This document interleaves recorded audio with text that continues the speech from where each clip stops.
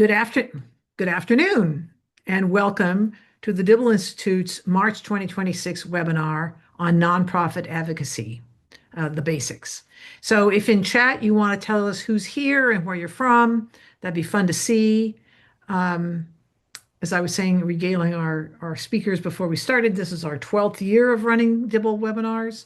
And so, Jason, we're going to ask you to take off your camera, please.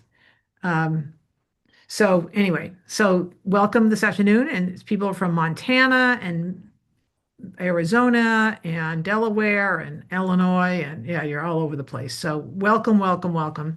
Really happy to have you here. I'm Kay Reed. I'm the executive director of the Dibble Institute. A couple things.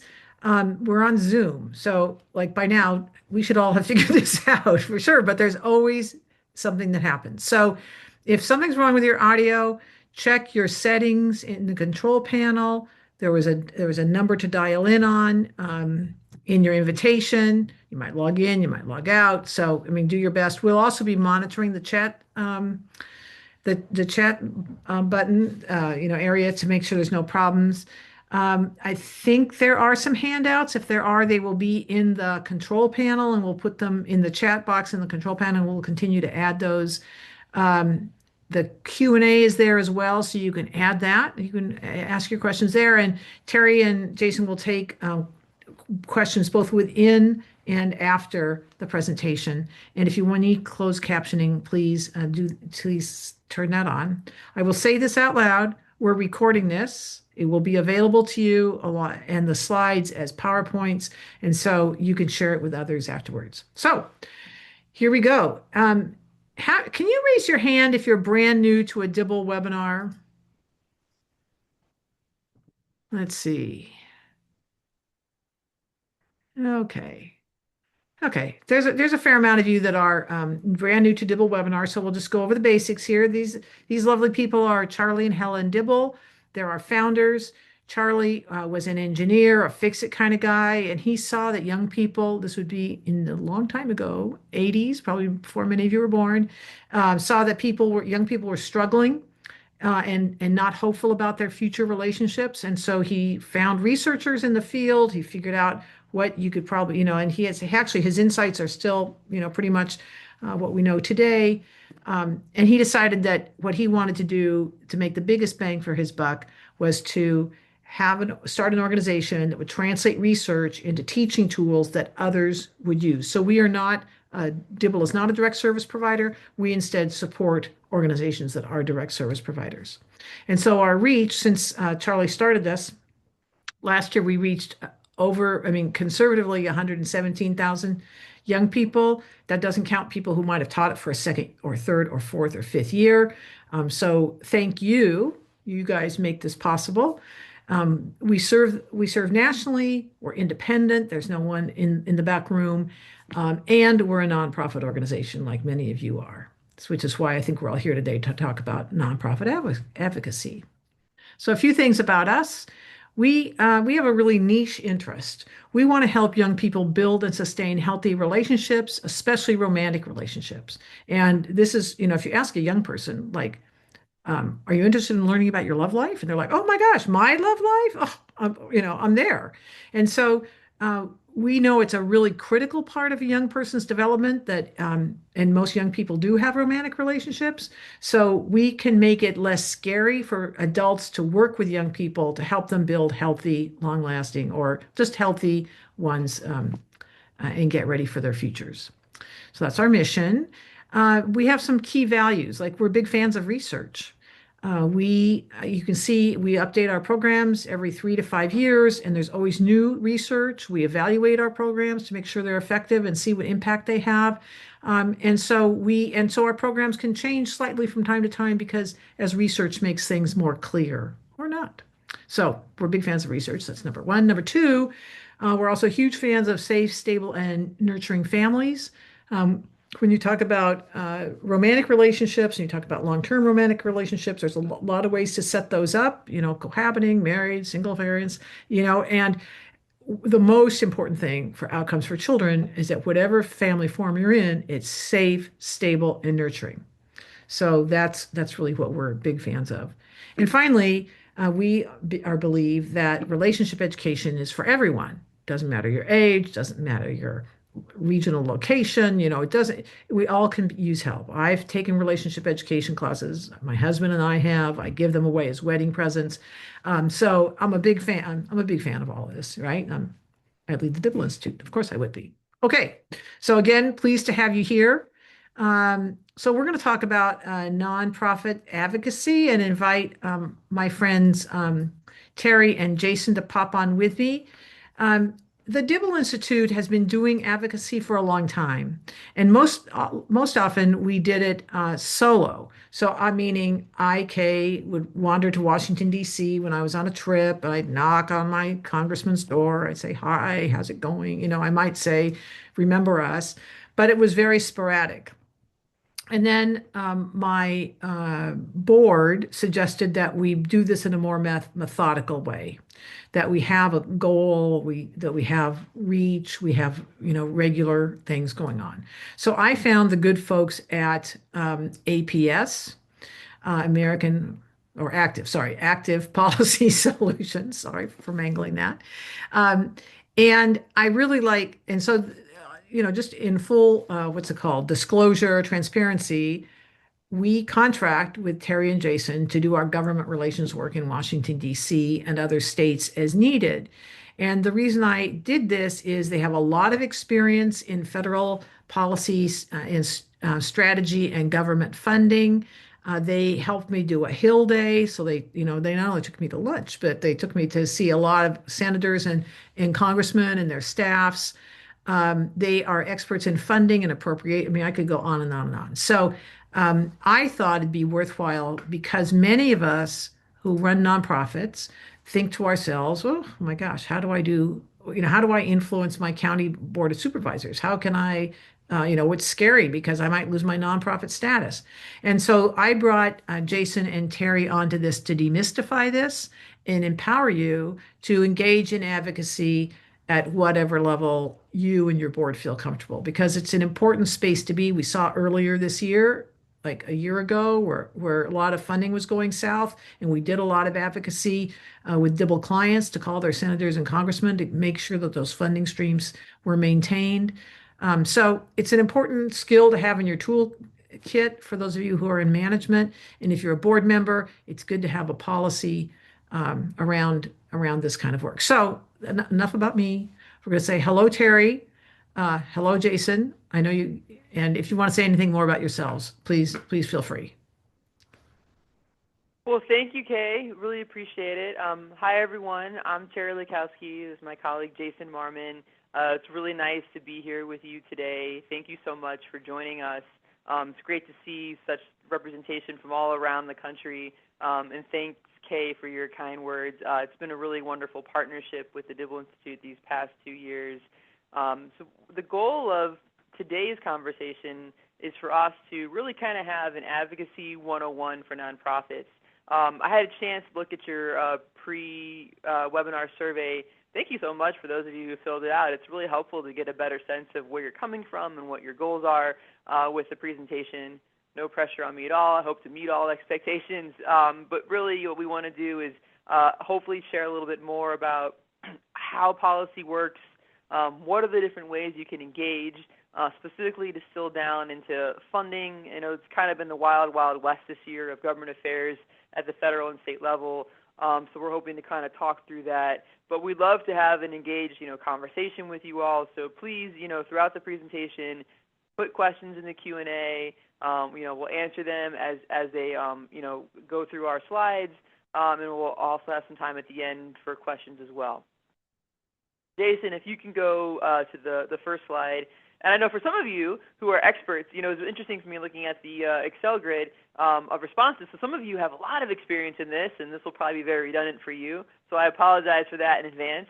Others of you, I think this is all new. So we're hoping to kind of share what we can with everyone here. So as some of you may know, there's different levels of government.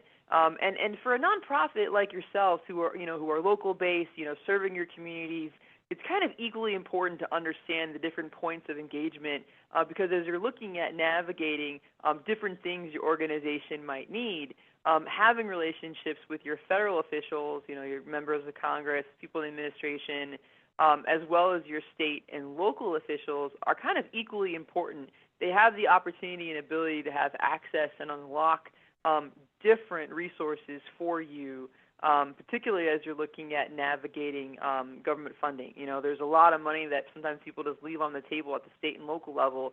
A lot of people, especially in my world, are focused on the federal, which of course, does have resources, although right now things have been changing a lot with how they're allocated.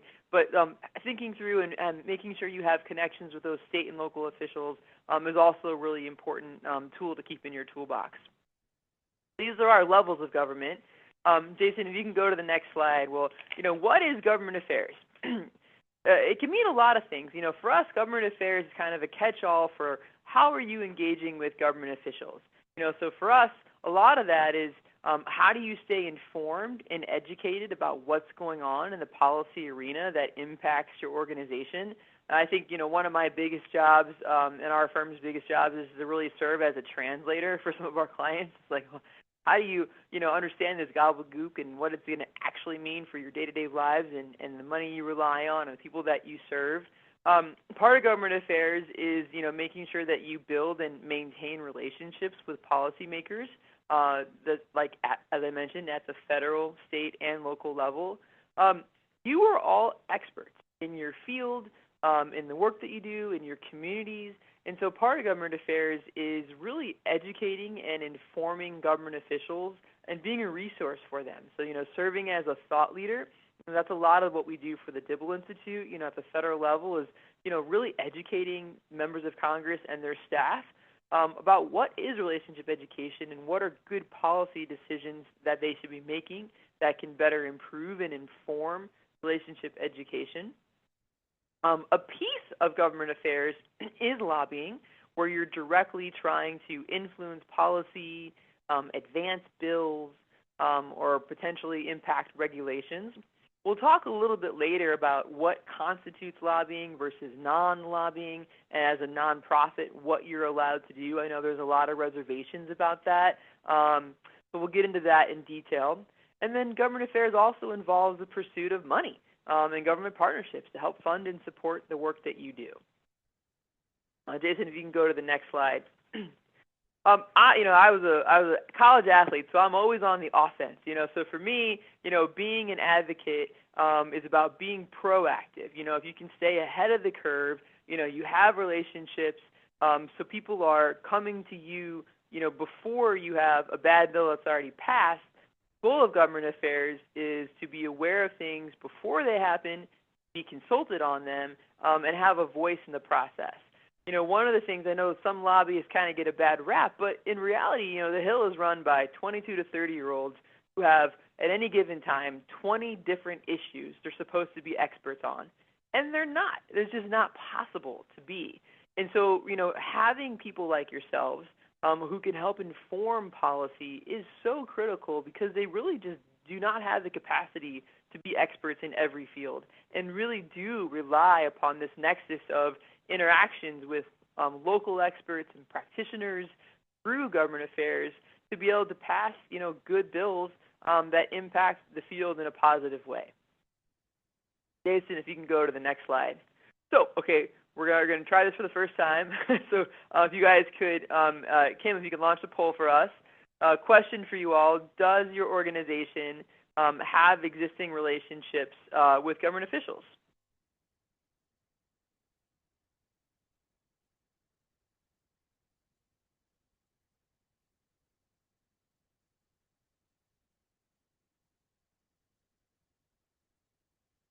Great.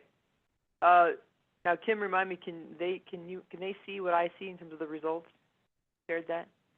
I don't know. I don't know if people can see it or not, but do you want to share? Oh no, it just went away. Oh, there we go. Okay, so in case you can't see it, oh, you can see it. Thanks, Karen. Appreciate it. All right, thanks, guys. Yeah, so this is great. So it sounds like a lot of you already have relationships with government officials. So we're on the right track. So let me talk a little bit about what some of these relationships are and some of the things that we do. Or actually, I'm going to turn this over to my colleague Jason to talk a little bit about this in more detail. Jason, if you can share a bit more about what it means to do policy education. Jason, you are on mute. Sorry about that. Thank you, Terry. So one of the things that we do on a daily basis is sift through a lot of the, you'll see somebody will tweet this, somebody will put out that this message or whatever, and trying to just navigate between all the social media and news. I can't tell you how many news articles get the headlines wrong and just shift through all that information to, as Terry said, translate it into useful bits of information. You can find the organizations and coalitions that put out newsletters that are often focused on their particular areas of interest or work. And one of the other things that is very useful is when you have those relationships, being able to contact your government officials. They're working for you to ask them, hey, what is going on? Or can you let us know when this is happening? They often have access to information that is not available to the public that they can make available to you. And they often will come out and they will hold events in your communities. And so participating in those, I don't know if any of you have gotten your member of Congress to use teletown halls, but that's a format where they call you and you can join the town hall. But those are other great pieces of ways to sort of learn what's going on with the air of a little bit of skepticism, but that's that's policy education.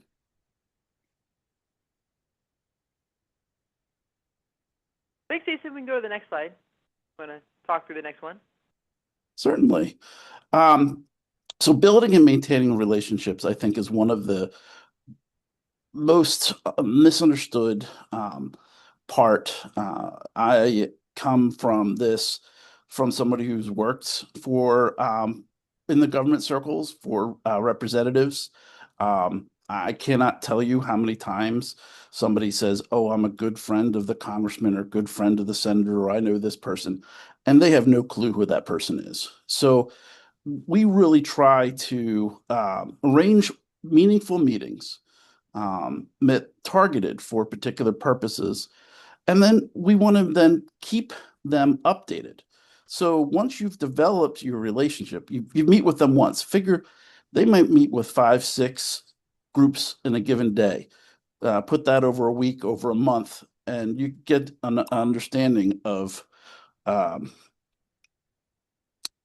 of sort of where the their ability to keep track of things. And So this is we all want to stuff that you can do as well, right? And so, in your local communities, what you want to be doing is positioning yourself with your state reps, with your local council people, and ensuring that, you're having ongoing relationships and support so they know who you are and can see you as a resource, right? So sometimes, to send them a quick article, hey, did you see this? This is how it's impacting this that we do. Invite them to come out to events that you're doing. If they have a town hall, you go, ask a question.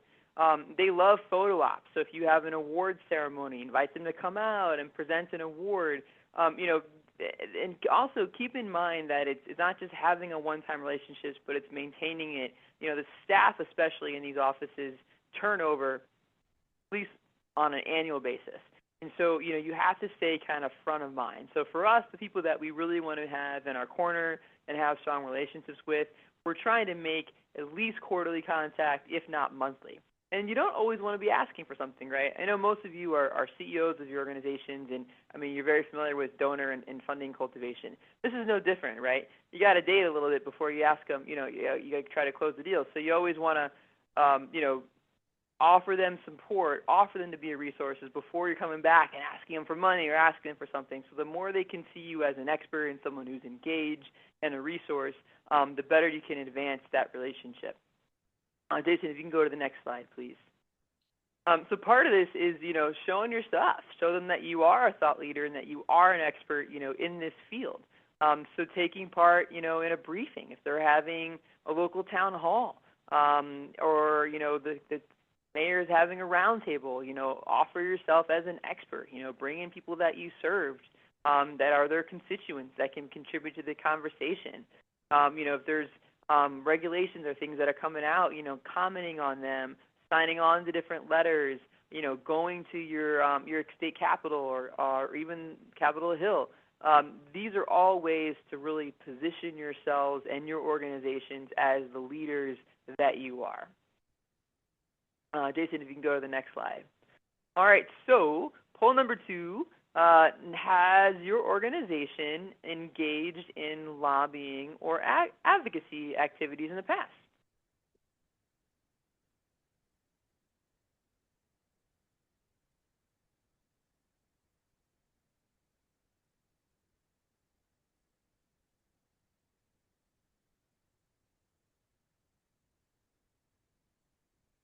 All right, we're getting higher numbers than I expected. So it seems like over half have engaged in some type of advocacy or lobbying activities. Let's talk about that. What is lobbying? What is advocacy, right? So not all not all advocacy is lobbying. In fact, I would say about 75% or more of the work that I do is actually not lobbying at all. So lobbying is literally when you're in the office and you are specifically making an ask to a member of Congress or a local government official to take a specific action on a bill or an appropriation. Will you sign on to HR, blah, blah, blah? Will you provide an earmark for my organization? That is lobbying. Everything else is not. So if you're in office and you're like, hey, this bill is terrible, it doesn't advance relationship education at all, it's going to leave, parents more confused and kids not knowing what to do, blah, blah, blah, right? You're just educating. Or if you're in there saying, hey, here's what we're seeing in our local communities, we really need to think through some solutions about this, that's all education. And I would say the majority of what we do, and probably the majority of what we're suggesting you do, whether it's with your local, state, or federal officials, is that educational role. So you can move into lobbying if you need to, but really what I'm saying is they need help. They're not that educated in your subject matter, not nearly as much as you are, and being that educational resource is certainly something that you can do and does not rise to the threshold of lobbying. Jason, if you can go to the next slide. That being said, as a nonprofit, you can lobby without jeopardizing your 501c3 status. So really, the rule of thumb is so long as a substantial part of your activities is not spent on lobbying, you're in the clear. And typically, that's been defined as over 50% of your budget, right? So, I would love if some of my clients are spending over 50% of their budgets on our work, but we're never anywhere close to that. And so, I think as a nonprofit, you are in the clear to spend time doing lobbying. But remember what I said earlier, even as a lobbyist, 75% of my time is not spent lobbying. So there's a lot of room between, what you can do to advocate and to actually lobby that doesn't get close to putting your 501c3 status in jeopardy. And even with that, if doing more aggressive lobbying is something that you want to do, then there is a special designation called the 501H that you can take. Jason, if you can go to the next slide and share a little bit more about that, please. Sure. So what the 501H does is it takes out the sort of substantial part, right? It's a vague notion. Different courts have interpreted it different ways. If you want a distinct determination, you would use your 501H. It is a separate way for you to file with your taxes. You have your own form. And based on the size of your organization, it'll say using this test, you're definitely not jeopardizing your 501c3.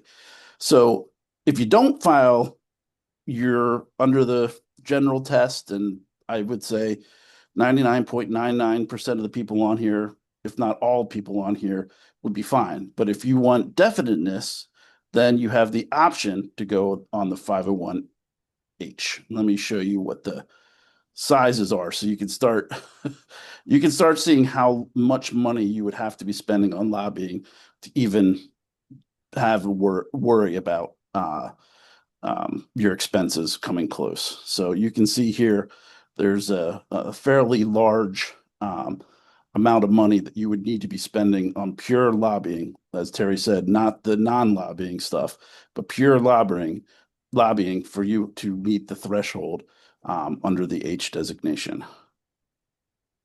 Thanks, Jason. Let's talk a little bit more about advocacy and what are things you can do that falls in the advocacy bucket and not even getting into the lobbying. Jason, could you share a little more about this slide in the next one? Certainly. So one of the things that when you're on the other side, when you're on the legislator side, is you tend to hear from certain groups, right? They're going to be the big money interests, or uh, organized efforts. And we want to hear, they want to hear from what's actually going on the ground. What are their constituents doing? What's really happening?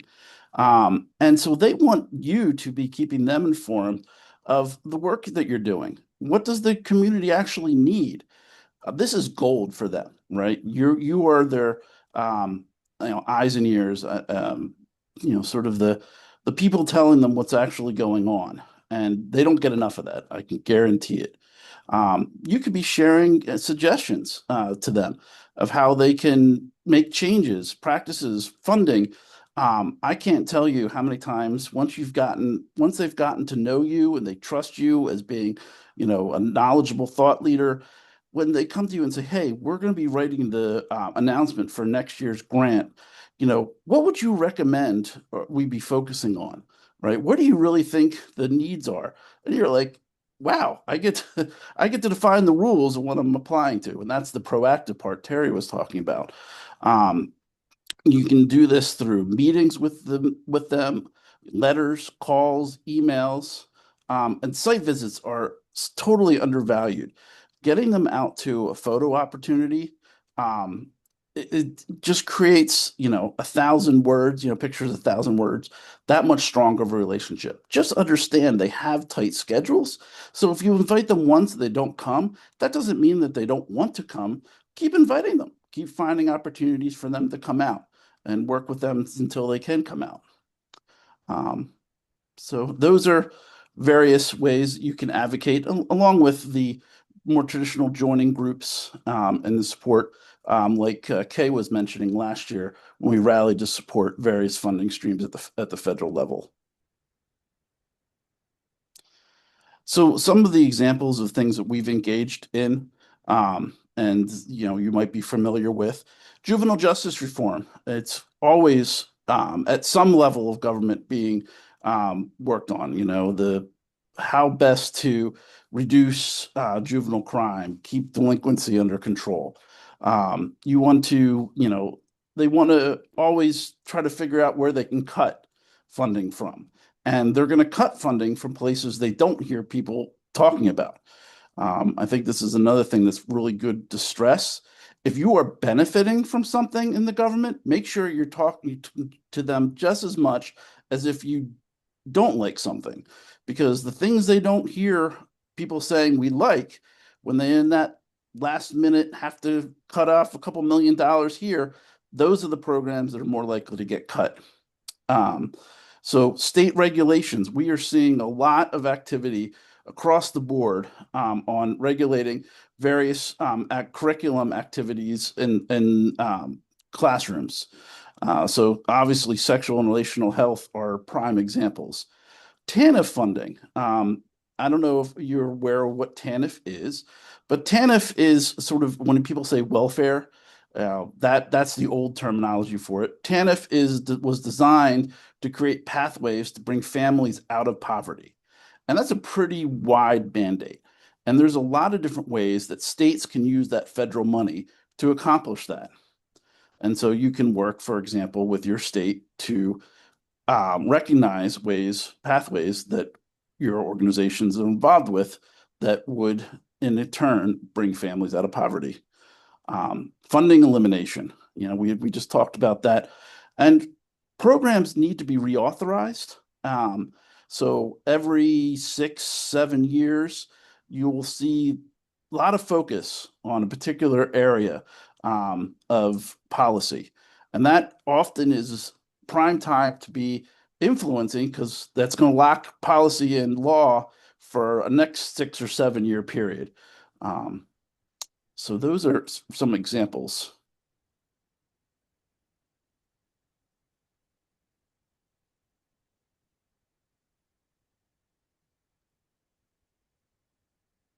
So we have our next question here. Does your organization get funding and government funding / support?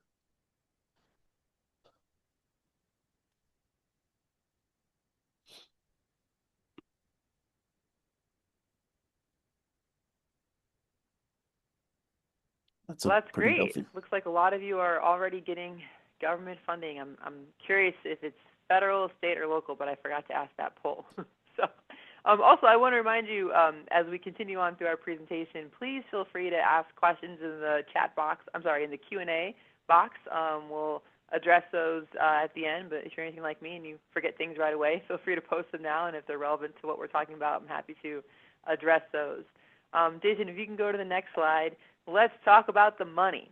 So, biggest thing for funding and partnerships is to make sure you're plugging in and tracking, where the dollars are coming from. I know Dibble puts out a wonderful resource that is incredibly comprehensive of all the different types of funding in the field and how you can partner with organizations like them, to get contracts or grants. I know many of you have availed yourself to that. Then there's also, opportunities locally and the state level to go after funding. Jason, could you share a little bit more about what we need to know about funding, please? Certainly.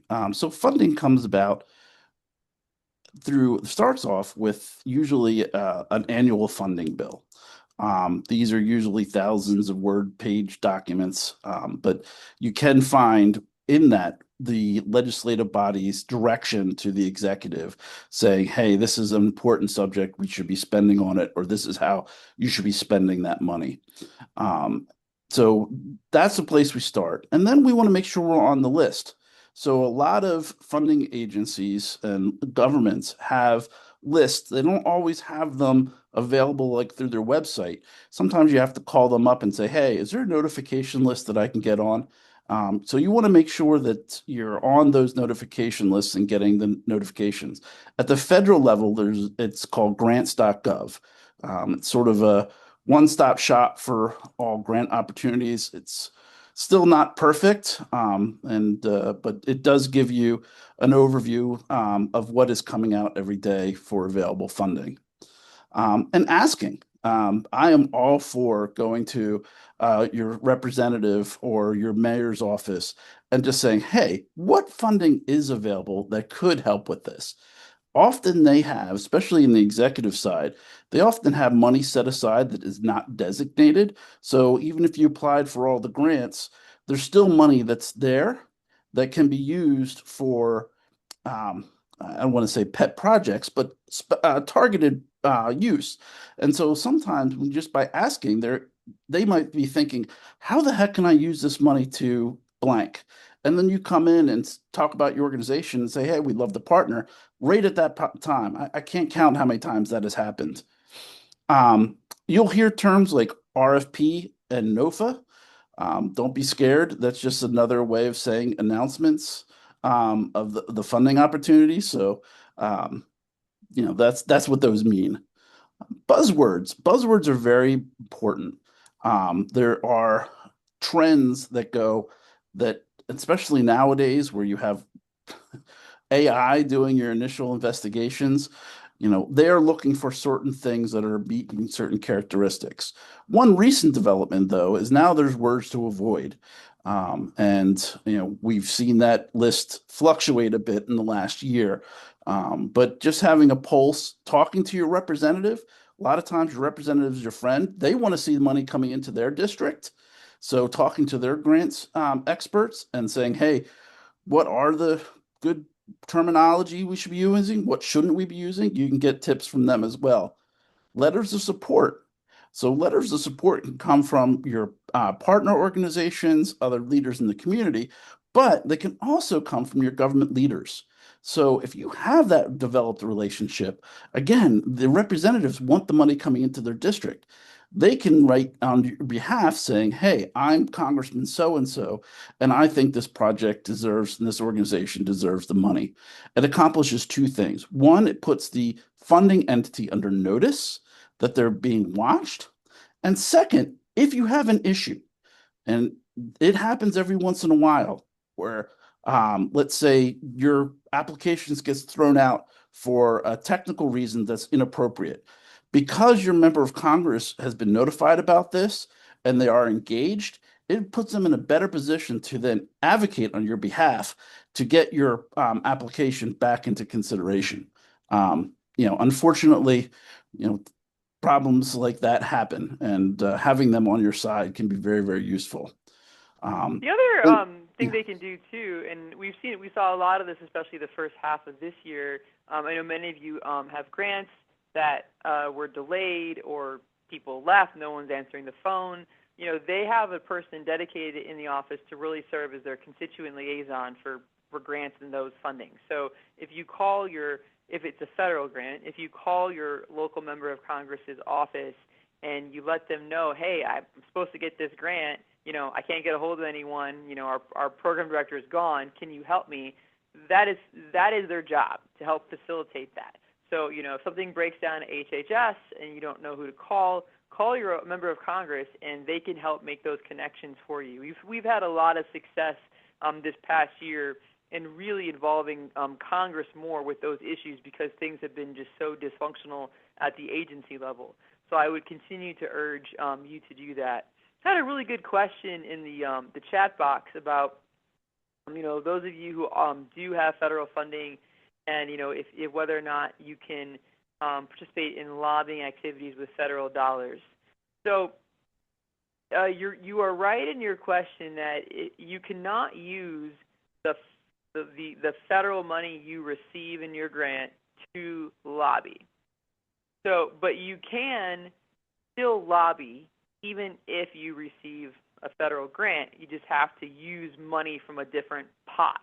So showing where the money is coming from and is very important. So let's say you get $100,000 of a federal grant, but you have $1 million operating budget.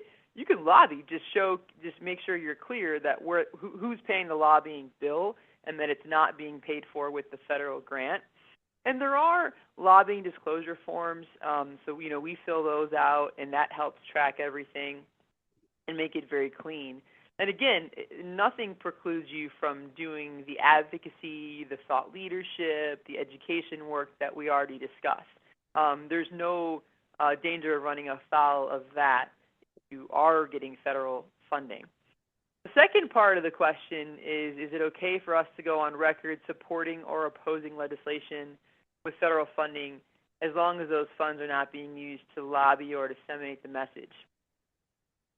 Here's what I'm going to tell you. The answer is yes. Legally speaking, it is okay.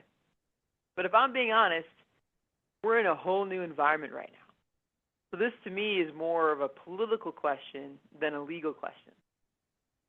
Because the reality is this administration is vindictive. And if you are on record opposing something, it could impact your ability to get support or funding in the future. I'll tell you an example. We're actually dealing with this with a client who works in the disability space.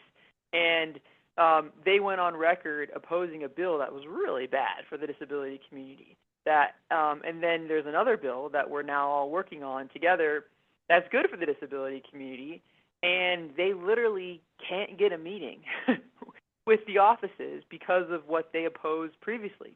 Unrelated issues, just that they target the same population, but they're being punished, retaliated against, for lack of a better word. And so, I'm all for standing up and fighting for what you believe in, but I would be remiss in my obligations if I was not informing you that there's a real calculation in this environment of the political upsides and downsides of doing so. And I think you really need to weigh that, when making these decisions.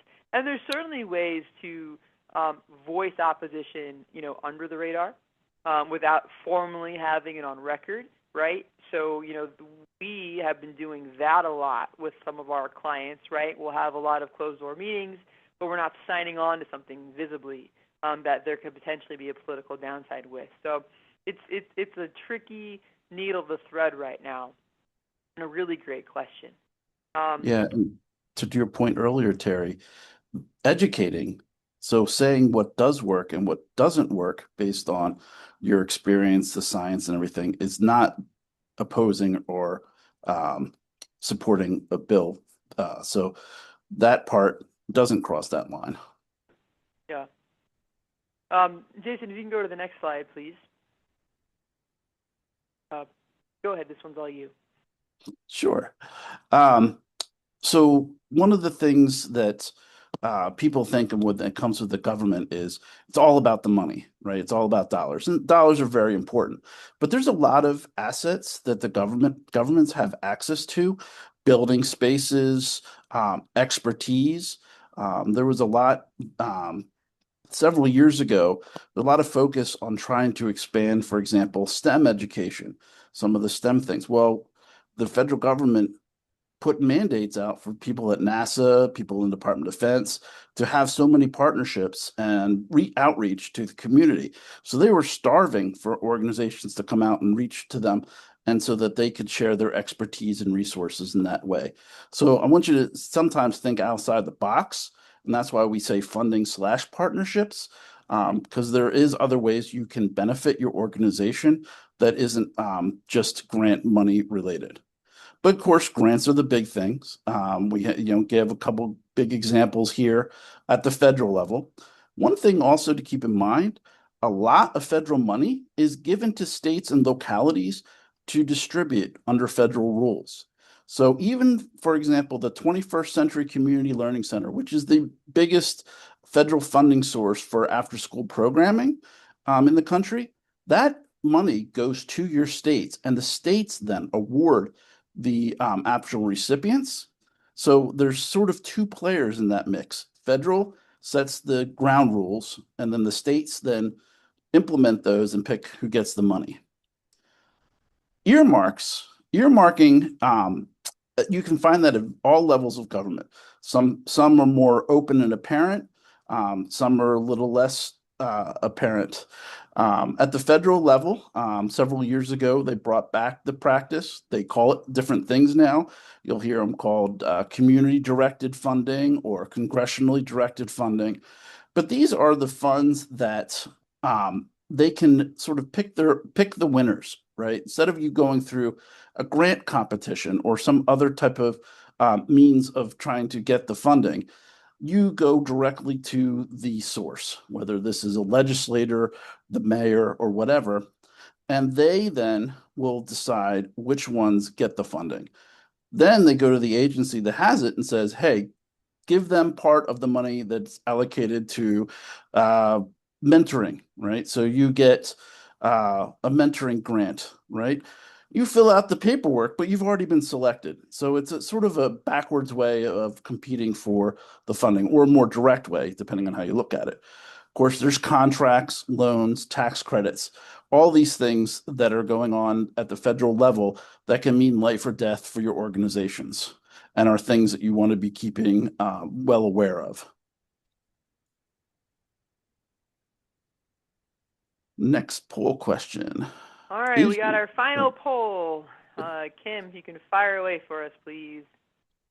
As a follow-up to this call, if any of you are interested in learning more about securing government funding, we're happy to reach out and be a resource. I know there's a lot to digest here. One of the things that we always find important is, doing kind of a mapping of your assets and just different funding opportunities.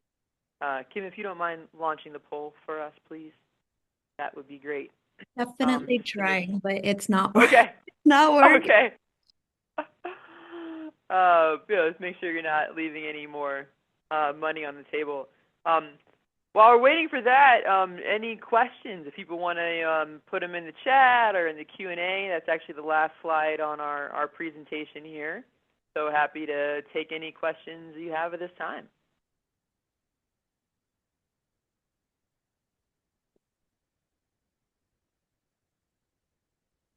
Yeah, sorry, it's not working. Maybe we could go to the chat and people could maybe answer that way and I'll open it up.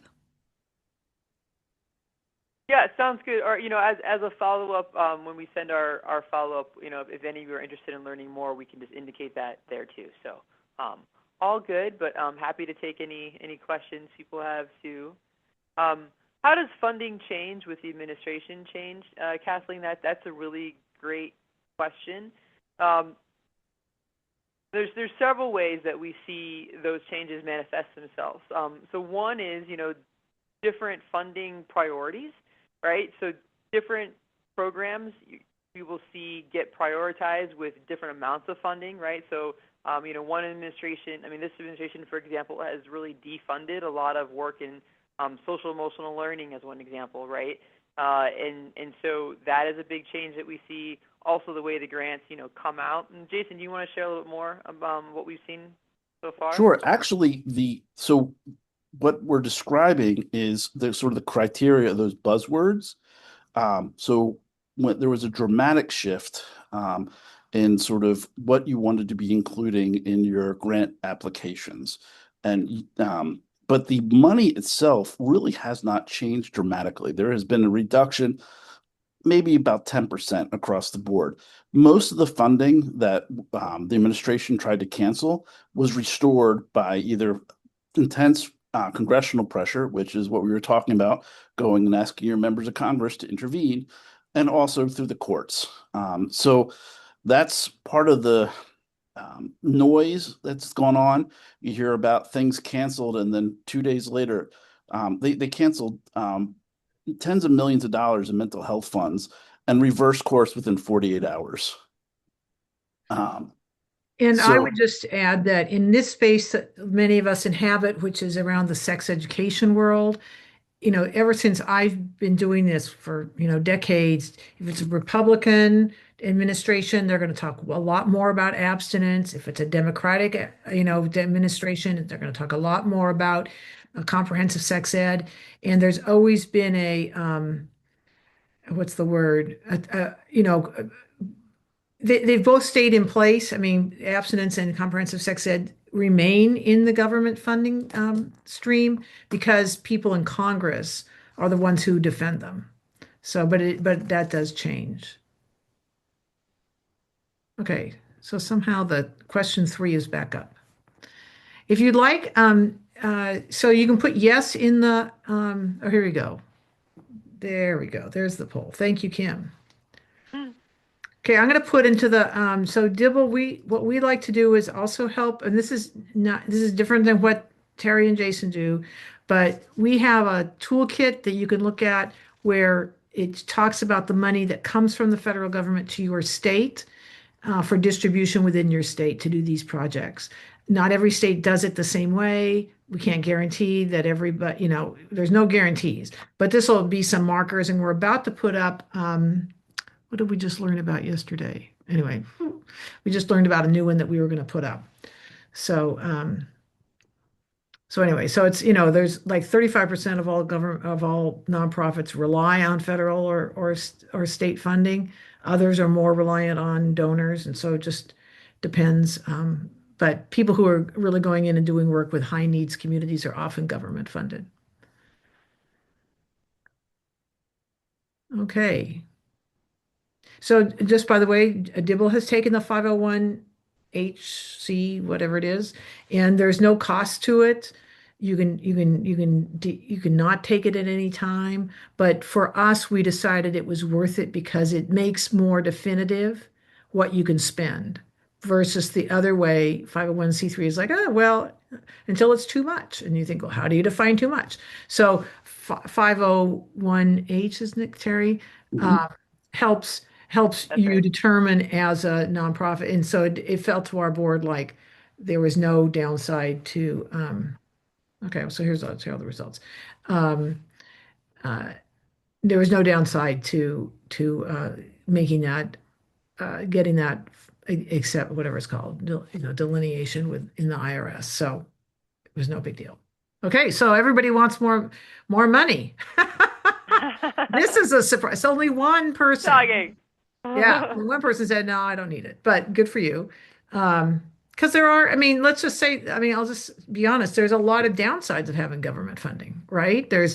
Um, you have now a new minder in your back pocket who's there looking over you and looking at your finances, making, I mean, as they should. This is not a complaint. I'm just saying, if you take government funding, they want to know it's spent correctly. They want to make sure you're following the rules. And so, you're going to have somebody there telling you how to do your job, and as they should. But some people decide that it's just not worth it to do that.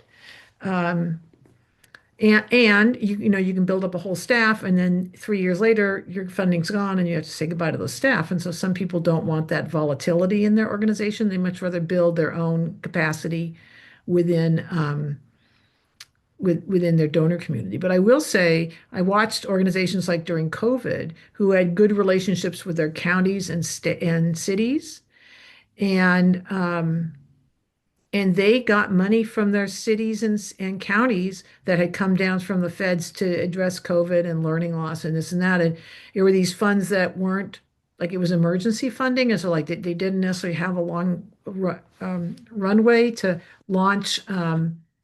A grant. And so I think they just called up their best friend, the executive director, who was doing amazing work and saying, we have an extra 100,000. Can you help us out? So, um, it pays to have this isn't just about having a relationship with your federal people, but, your county supervisor, if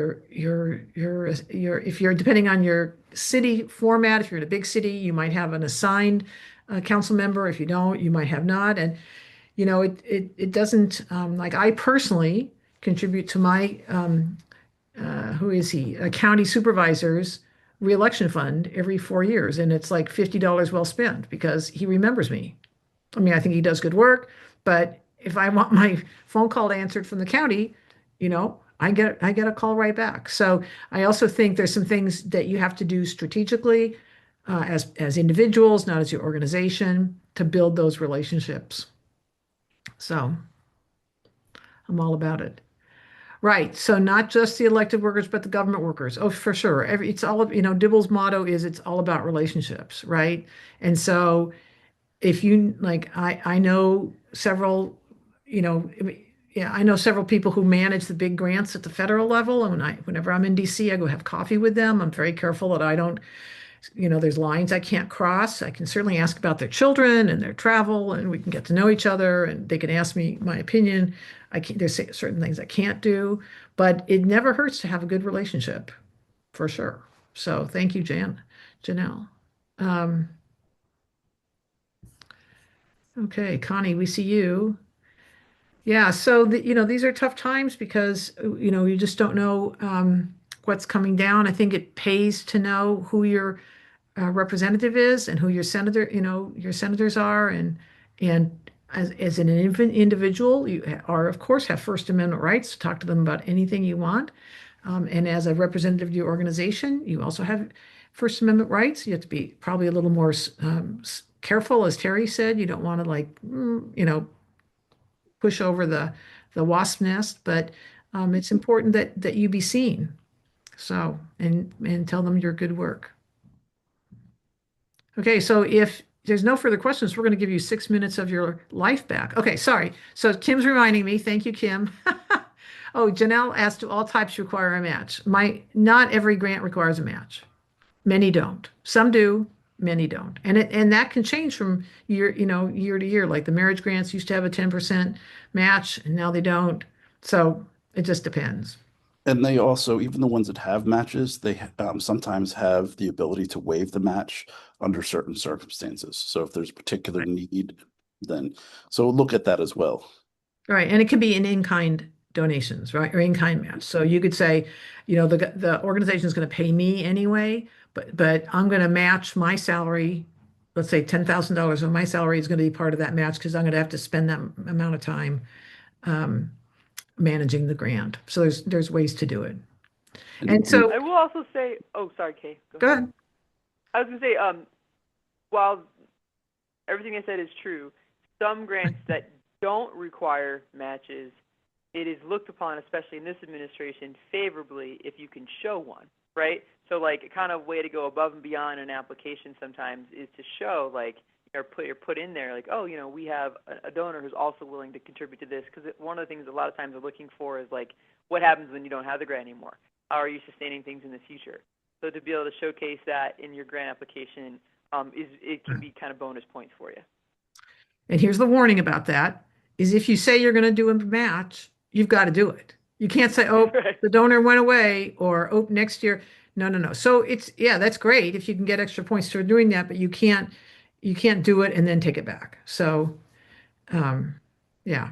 Okay. So thank you. As I said earlier on, we'll be putting this up on our website. You'll get an email. You'll get, all kinds of goodies. If you need a certificate of attendance, Kim, who's been running the back office here, will make sure you get that.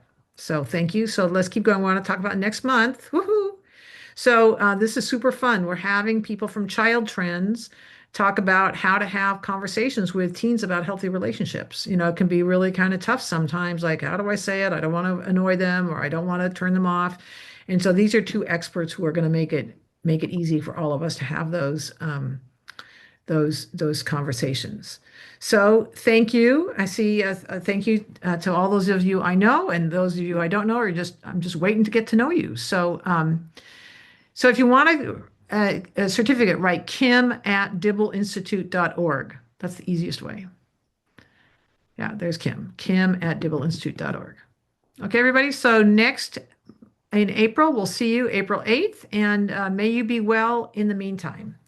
Take good care. We'll give you 4 minutes of your life back.